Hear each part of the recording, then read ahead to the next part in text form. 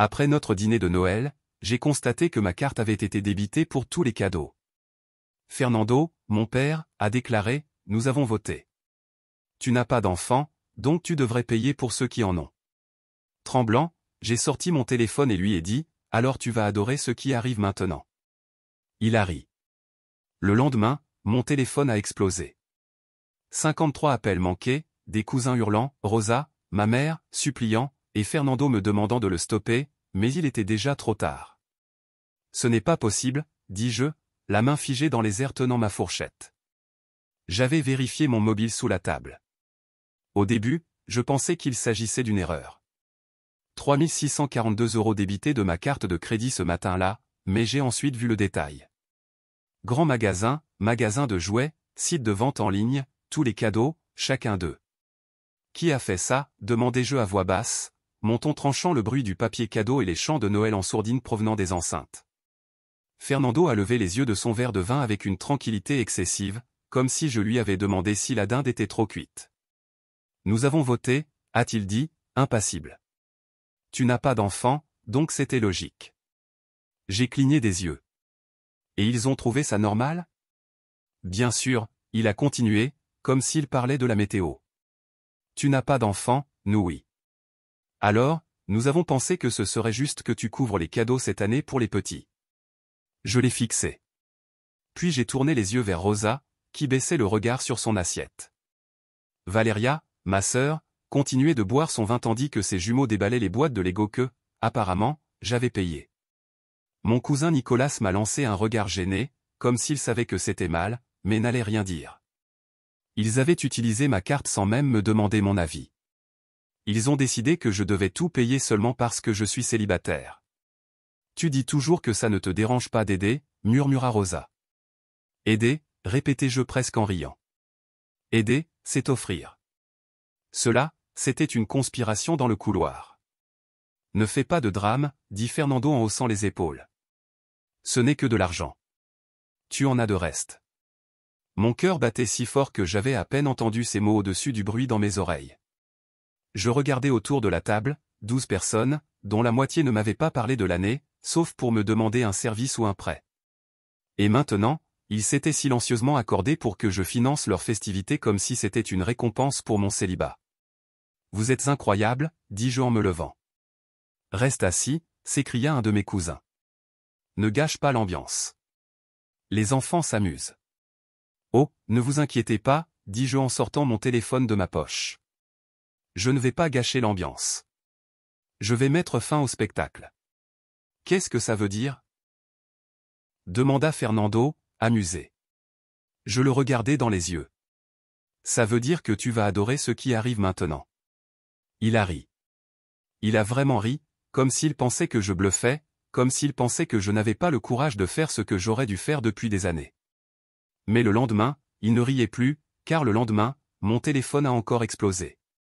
53 appels perdus, des cousins criant, Rosa suppliant, Fernando me priant littéralement d'arrêter. Mais c'était trop tard, car j'avais déjà appuyé sur « Envoyer » et il n'y avait pas de retour en arrière. On ne se réveille pas un matin en réalisant que sa famille vous voit comme un portefeuille. Non, ça se développe lentement. Silencieusement, comme une fuite sous terre. On ne prend conscience de la pourriture que quand tout s'effondre. Tout a commencé des années après l'université. J'ai décroché un emploi dans la technologie.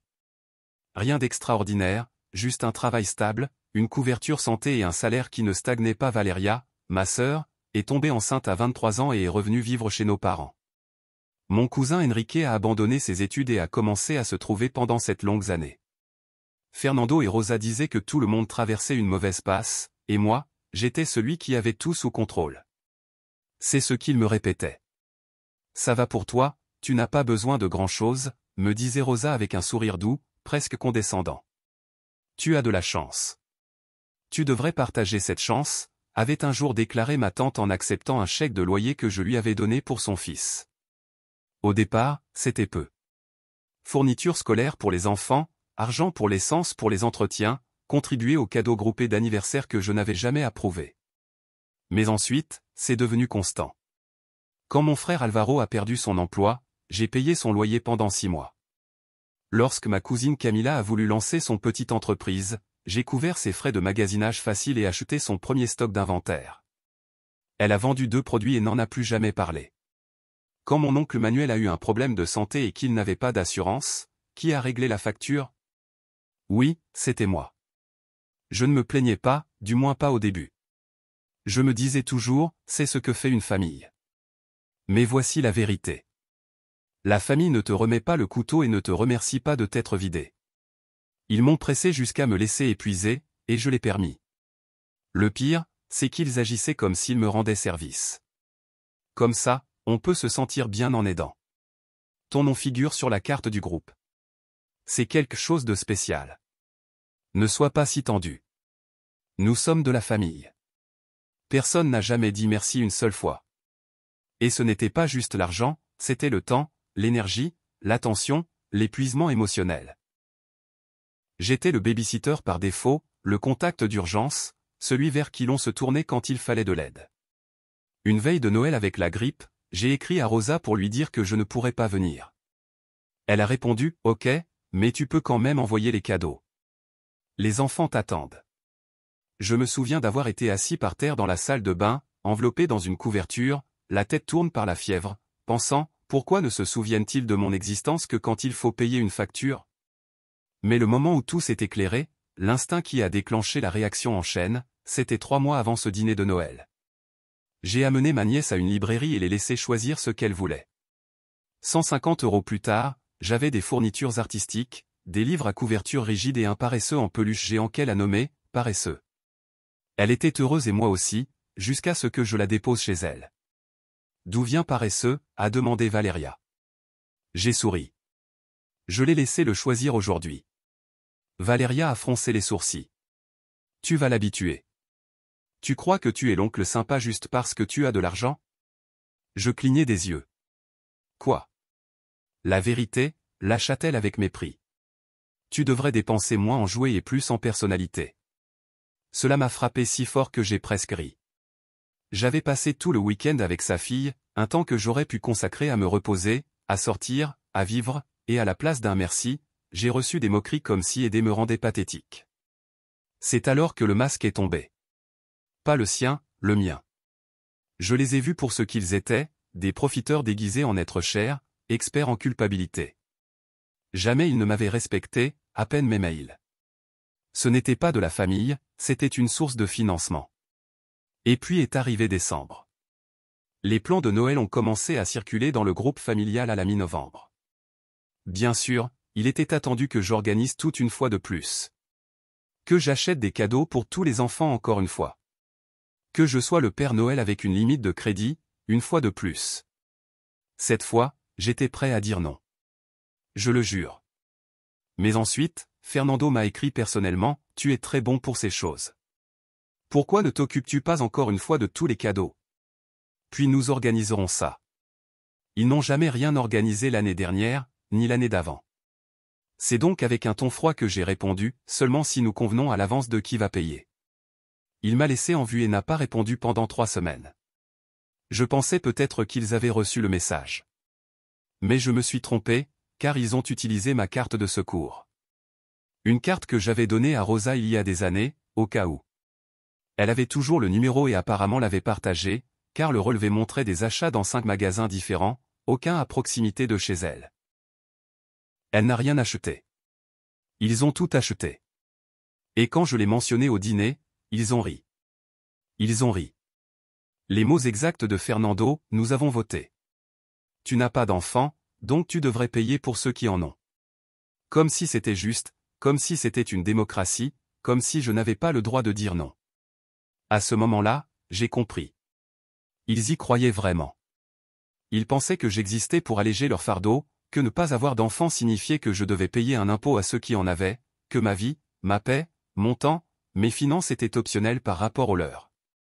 Et quand je me suis levé, quand j'ai dit qu'ils allaient adorer ce qui allait suivre, ils n'ont même pas cligné des yeux. Fernando a ri parce qu'à ses yeux, je bluffais. J'avais toujours fait cela. Je n'ai presque pas dormi cette nuit-là. Pas par culpabilité. Je n'étais pas encore arrivé à ce stade, mais je n'étais pas loin. J'étais complètement éveillé, allongé dans mon lit, repassant chaque insulte, chaque attente non exprimée, chaque fois qu'ils m'avaient fait sentir moins, parce que je n'avais pas ce qu'ils avaient, des enfants, des dettes, du chaos. D'une certaine manière, cela les rendait supérieurs, nobles, et moi, superflu. Mais quand le soleil s'est levé et a teinté mon plafond d'un orange pâle, j'ai ressenti que quelque chose avait changé. Le doute s'est évaporé de moi comme du poison, et ce qui l'a remplacé n'était pas seulement de la colère, mais de la clarté. Voulait-il traiter cela comme une démocratie? Bien, parlons de démocratie. J'ai ouvert mon ordinateur portable et écrit en sujet, changement concernant les contributions familiales. Dans le corps du message, j'ai précisé, à partir de maintenant, je me retire de toute forme de soutien financier lié à la famille élargie. Cela inclut les cadeaux de Noël, les cadeaux d'anniversaire pour les enfants et les adultes, les contributions pour les frais de scolarité, les prêts hypothécaires, les virements d'urgence, les frais vétérinaires imprévus, les réparations automobiles ou les abonnements à la chaîne T. Si vous avez déjà dépensé de l'argent en utilisant mes cartes, préparez-vous à un remboursement forcé. Si vous avez gardé mes informations ou les avez partagées sans mon consentement, attendez-vous à des démarches légales. Vous avez voté. Moi aussi, je vote. Joyeux Noël. Celui qui n'a pas d'enfant. Et puis j'ai cliqué sur Envoyer à tous, à chaque nom dans ce groupe, à Fernando et Rosa, à Valeria, aux 6 cousins, à ma tante, qui pense toujours que je lui dois quelque chose pour m'avoir gardé une après-midi lorsque j'avais 4 ans. Et ensuite, j'ai éteint mon téléphone. Il leur a fallu exactement 7h16 pour s'effondrer. Quand je l'ai rallumé, il a explosé comme une grenade dans ma main. 53 appels manqués. Des dizaines de messages. Des messages vocaux de mes proches en larmes. Des cousins menaçant de me poursuivre en justice pour préjudice émotionnel. Un message de Rosa qui commençait par « Je suis dévasté » et se terminait par « C'est plus que décevant ». Et Fernando m'a appelé 12 fois. Son dernier message vocal était un simple « S'il te plaît, pour l'amour de Dieu, ne fais pas ça ». Mais c'était déjà fait, car au moment où ils ont compris ce que signifiait le reverse charge, j'avais déjà parlé à la banque. La réclamation pour fraude avait été approuvée. Plus de 3600 € de dépenses non autorisées étaient désormais bloquées. Les maisons de Barbie et les fusinaires en pause, les iPads et les cadeaux de Noël retournés, et le clou du spectacle, j'ai gelé ma carte d'urgence. Donc, quand Camilla, ma cousine, a essayé de l'utiliser pour réserver au Mirador d'elle sur cette même nuit, sa carte a été refusée 2 fois, l'explosion a été nucléaire. Le lendemain, j'ai reçu un appel de mon oncle, l'un des rares qui ne m'a jamais demandé d'argent, mais qui n'a rien dit pendant que les autres le faisaient. Sa voix était basse et chargée de honte. Ta mère pleure. Elle dit que tu as ruiné Noël. Je ne bougeais pas, je ne dis rien. Ils l'ont ruiné lorsqu'ils l'ont transformé en transaction. Ils étaient seulement accablés. Je n'ai pas interrompu. Ils agissaient comme s'ils avaient des droits. Il y a une grande différence. Il est resté silencieux. Puis il a dit, « Est-ce que tu es vraiment sûr de vouloir leur rendre tout ce que tu as donné ?» J'ai déjà fait, répondis-je. Il a soupiré. Eh bien, je ne peux pas dire qu'il ne le mérite pas. Et il a raccroché. Ce fut le dernier message civilisé que j'ai reçu pendant des jours. La véritable confrontation est arrivée 3 jours plus tard. Je rentrais du travail et je l'ai trouvé m'attendant sur mon porche. Rosa, Fernando et Valeria, ma sœur, les bras croisés avec une expression comme si elle mâchait du poison. « Pouvons-nous parler ?» demanda Rosa, la voix déjà tremblante. J'ai ouvert la porte. « Dites ce que vous êtes venu dire. » Nous ne voulions pas que les choses se passent ainsi, a-t-elle dit rapidement. On pensait juste que je me tairais et paierais encore une fois. Que je sourirais et dirais, bien sûr, videz mon compte, mais faisons-le avec du punch de Noël. Fernando a essayé d'intervenir. Mon fils, ne faisons pas de cela une guerre. Nous sommes de la famille. J'ai ri aux éclats. Vous avez déclaré la guerre dès que vous avez utilisé ma carte sans autorisation et que vous l'avez appelée vote. Cela ne ressemblait pas à de la famille, mais à de la trahison. Valeria a roulé des yeux. Oh, s'il te plaît, tu en es encore là? Tu agis comme si nous avions vidé toutes tes économies. J'ai payé ta voiture l'été dernier. J'ai crié. Parce que tu disais que tu ne pouvais pas aller au travail avec le pare-brise cassé. Tu avais dit que tu me le rendrais. Elle a renflé. Tu gagnes plus de 100 000 € par an. Tu survivras. Et c'est précisément ce que je dis-je en avançant d'une étape. C'est la raison pour laquelle cela s'arrête ici. Vous me traitez tous comme si j'étais juste un portefeuille qui apparaît de temps en temps avec une casserole. Les yeux de Rosa se sont remplis de larmes. Nous voulions juste que les enfants passent un bon Noël. En me volant. Fernando s'est avancé. Assez. Cela a assez duré. Tu dois régler cela. Annule les rétrofacturations. Alors, je l'ai regardé fixement et je n'ai rien dit. Ensuite, il a essayé une autre approche. Pense à ce que cela donne. Que diront les gens? Quoi?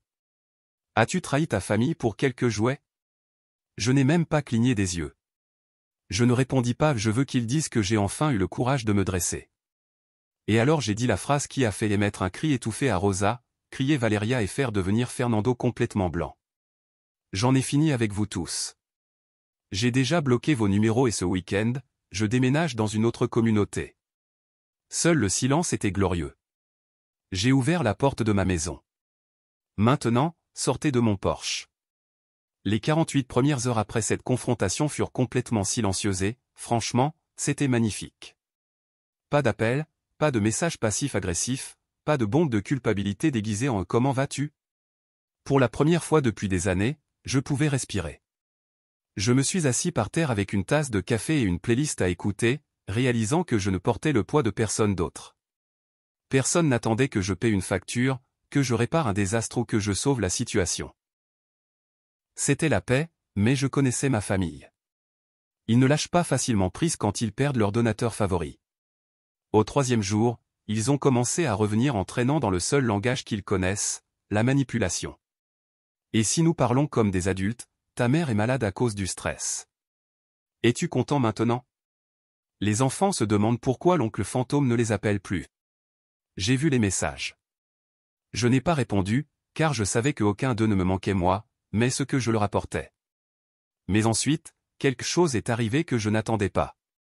Un message de mon cousin Enrique. Je me suis planté. Pouvons-nous parler? Je n'ai pas répondu. 1 heure plus tard, Enrique était à ma porte et il avait l'air différent. Ce n'était pas celui que je connaissais, mi-endormi, en sweat à capuche avec cette attitude pleine de sarcasme. Il était soigné. Cheveux coiffés, blazer, même une montre. Il semblait jouer le rôle d'un frère fonctionnel. Je me suis inscrit à des cours en ligne, dit-il. En marketing. J'ai commencé à travailler avec un ami. J'essaie de me concentrer. Je suis resté silencieux. Je t'enviais, a-t-il ajouté après une longue pause. C'est pourquoi j'ai réagi comme ça. Tu avais ta vie sans chaos, sans enfants, sans bruit constant et j'ai détesté ça. J'ai incliné la tête. Tu es venu pour de l'argent. Non, a-t-il répondu rapidement. Je suis venu te dire que je ne suis plus ton ombre. Un instant, j'ai failli le croire. Il est parti. 30 minutes plus tard, j'ai reçu une alerte de ma banque. Quelqu'un essayait de rétablir l'accès à mon compte en ligne. Devinez qui? Enrique n'avait pas changé. Il jouait un rôle. Il n'est pas venu pour s'excuser. Il est venu pour vérifier si je croyais encore à ses larmes. J'ai bloqué tous les mots de passe. J'ai gelé ma carte de secours. J'ai à nouveau alerté la banque.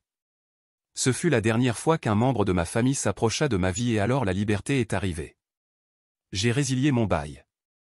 J'ai accepté un travail dans une autre communauté. Meilleur salaire, nouvel appartement. Aucun membre de la famille dans un rayon de 600 km. Mais le meilleur n'était pas le travail ni le nouveau départ. C'était un message de Laura, la femme d'Enrique. J'ai vu ce qu'il a fait. Je vais demander le divorce. Merci. Tu es le seul qui ait vraiment aidé un jour. Cela m'a frappé plus fort que prévu. Elle savait. Tout ce temps, elle savait ce qui se passait, mais est restée silencieuse jusqu'à maintenant. Et soudain, j'ai compris quelque chose. Peut-être que ma décision n'était pas seulement pour moi. Peut-être que me choisir m'a donné à quelqu'un d'autre le courage de faire de même. Avant de quitter la ville, j'ai envoyé un dernier message à la famille. J'ai renommé le chat en « Cette banque a définitivement fermé. Essaie d'aimer vraiment. » Puis j'ai appuyé sur quitter le groupe. Alors que je conduisais avec la voiture pleine de cartons et la musique résonnant par les fenêtres ouvertes, j'ai souri. J'étais seul, mais pour la première fois, ce n'était pas une punition, c'était une liberté. C'est drôle comme le monde devient silencieux quand on élimine ceux qui n'ont jamais vraiment écouté. Après m'être installé dans une autre communauté, avoir changé de numéro et les avoir tous bloqués, le silence n'était pas la solitude, c'était la paix. Une paix brute, intense et glorieuse. Plus jamais de messages disant « Peux-tu payer le loyer ce mois-ci » Plus jamais de chantages émotionnels déguisés en inquiétude. Plus jamais voir mon téléphone s'illuminer avec des noms qui n'apparaissaient que lorsque des factures étaient en suspens. Ils étaient partis et pas seulement disparus, mais complètement coupés. Pour la première fois de ma vie d'adulte, je n'étais pas financièrement lié à la survie de qui que ce soit, et pour la première fois, je vivais selon mes propres termes. J'ai trouvé un nouvel appartement. Rien de luxueux, mais c'était à moi. Mes règles, mon budget. Mon réfrigérateur était rempli uniquement avec ce que j'aime. La première nuit que j'y ai dormi, j'ai mis mon téléphone en mode ne pas déranger, non pas parce que je m'attendais à un appel, mais parce que je savais enfin qu'il n'y en aurait pas. Laissez-moi vous dire quelque chose. Il y a une façon de guérir qui ne se produit que dans le silence, quand on n'a pas à s'expliquer, qu'on n'a pas à défendre ses propres limites, qu'on ne se demande pas sans cesse « suis-je trop dur ?» Non, ce n'est pas être dur. C'est être libre. Bien sûr, ils ont essayé. Nouveau numéro, messages vocaux de contact bloqués, même un faux compte Instagram qui m'a écrit « Rentre à la maison. Nous sommes de la famille. » Stop. J'ai ri. Arrêtez ce que j'ai dit quand vous avez voté pour me voler et que vous avez ri de mon visage. C'est ce que j'ai dit quand Fernando m'a dit que je devais faire davantage juste parce que je n'avais pas d'enfant. C'est ce que j'ai dit quand Alvaro a tenté, après tout, de toucher à mon compte bancaire. Mais maintenant, c'est différent. Maintenant, ça suffit. Ce n'est pas une supplication, c'est une limite. Et savez-vous quoi? C'est une limite qu'ils ne franchiront plus jamais. J'ai commencé une thérapie, j'ai raconté tout cela à ma thérapeute. Elle n'a pas cligné des yeux, elle a seulement hoché la tête et dit « On t'a appris que l'amour devait être mérité par le sacrifice. » Cette phrase m'est restée en travers de la gorge, car c'était vrai. On m'a fait sentir que si je ne donnais pas, je ne valais rien, que si je ne payais pas, je ne faisais pas partie du groupe, que si je ne sacrifiais pas quelque chose de l'argent, du temps, de la paix, il ne ferait même pas semblant de m'aimer. Ce n'est pas ça, ce qu'est une famille. C'était du contrôle, pas de l'attention. Et j'en suis échappé. Maintenant, les gens me demandent. Regrettes-tu d'avoir coupé les ponts? Non, pas une seule seconde. Ce que je regrette, c'est de ne pas l'avoir fait plus tôt. Je regrette chaque fête d'anniversaire que j'ai financée à laquelle je n'ai même pas été invité. Je regrette chaque fois que j'ai annulé des plans pour traverser la ville parce que quelqu'un n'avait pas éteint la lumière. Je regrette d'être le seul à me souvenir des anniversaires des enfants de tous mes cousins, tandis qu'ils oubliaient le mien d'année en année. Je regrette d'avoir laissé mes proches me convaincre que c'était moi le égoïste, et maintenant je ne cligne même plus des yeux en pensant à eux.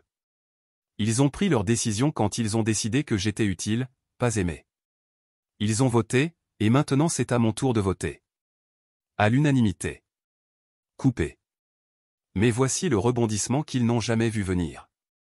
Je vais mieux que jamais depuis que j'ai cessé d'être leur prisonnier émotionnel et financier. J'ai été promu. J'ai commencé à voyager. Je sors avec quelqu'un qui ne me demande rien d'autre que d'être présent et honnête. Je retrouve des passe-temps que j'avais laissés de côté en quête de leur approbation. Je me suis mis à la photographie. J'apprends à cuisiner. De vrais repas. Pas seulement des plats à emporter à minuit devant l'ordinateur pendant que je payais le loyer d'un autre. J'ai adopté un chien. Je l'ai appelé Équilibre. Elle est calme, loyale et n'attend rien de moi sauf de l'amour. Ce qui, soyons honnêtes, est plus que ce que je peux dire de la plupart de mes proches. Et juste au moment où je pensais que l'histoire était terminée, j'ai reçu un message d'un numéro que je ne reconnaissais pas, disant simplement « C'est fini. Nous divorçons. Je voulais que tu le saches. » C'était Laura, l'ex-femme d'Enrique. Elle l'a finalement quitté. Il semblerait que la petite transformation de mon frère ait une date d'expiration. Elle m'a raconté ensuite, elle s'est laissée emporter, a perdu son emploi, a bu, a dépensé ses dernières économies et a découvert qu'elle essayait toujours d'utiliser mes anciennes informations bancaires, même après avoir été démasquée. Tu es le seul qui a vu clair depuis le début, m'a-t-elle dit. Avant, je ne te croyais pas, maintenant si. Et c'est là que je me suis rendu compte. Ce n'était pas seulement une question de couper les ponts. C'était refuser de porter leurs mensonges. Parfois, quand on s'éloigne, on ne se sauve pas seulement soi-même. On éclaire le chemin pour que quelqu'un d'autre voie la vérité. Je n'ai pas perdu une famille, je me suis libéré d'une arnaque. Alors, quand les gens me demandent, que s'est-il passé avec ta famille? Je souris et dis, avant, j'étais celui qui payait Noël. Maintenant, je suis celui qui s'est sauvé de Noël. Et je ne changerai cette liberté pour rien au monde.